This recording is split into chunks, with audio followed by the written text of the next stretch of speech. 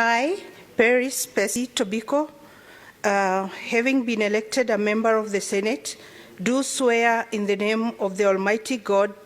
that I will bear true faith and allegiance to the people and the Republic of Kenya, that I will obey, respect, uphold, preserve, protect, and defend this Constitution of the Republic of Kenya, and that I will faithfully and conscientiously discharge the duties of a member of Parliament. So help me God.